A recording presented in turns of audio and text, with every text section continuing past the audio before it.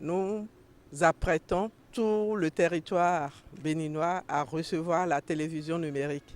La première étape de la tournée du ministre de l'économie numérique est le centre émetteur d'Abomey-Calavi, construit depuis les années 70. Ce problème, c'est essentiellement la chute des puissances de nos émetteurs.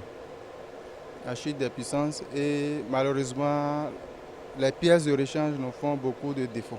En dehors de ça, il y a l'instabilité criarde de la SBE. Et puis là, le problème d'érosion qu'on connaît ici, vous avez, on est sur un sol qui est très sensible, qui est sur une pente. Et ça fait que chaque fois quand il pleut, ça déforme considérablement le sol. Mais au-delà de ces constats, l'autorité se dit satisfaite. J'ai constaté que nous avons sur place une équipe très engagée, technique au point, mais j'ai aussi noté que nous avons quelques problèmes d'équipement. La délégation ministérielle a ensuite mis le cap sur la voie de Tado, une radio communautaire qui émet sur la bande FM depuis 2004. C'est déjà bien que vous soyez dans la proactivité, donc dans l'anticipation.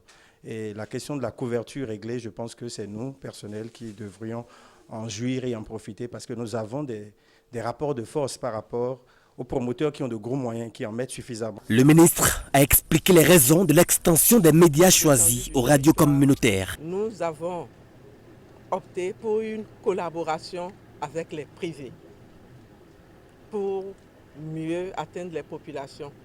Et c'est pour cela qu'il était important de ne pas visiter seulement les structures publiques.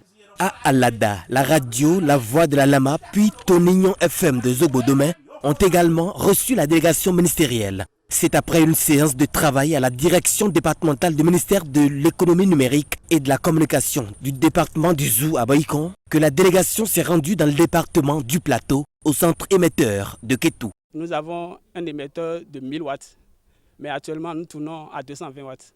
Ce qui ne permet pas aux populations qui sont un peu éloignées de nous de recevoir le signal de l'ORTB. Les autres difficultés sont d'ordre énergétique.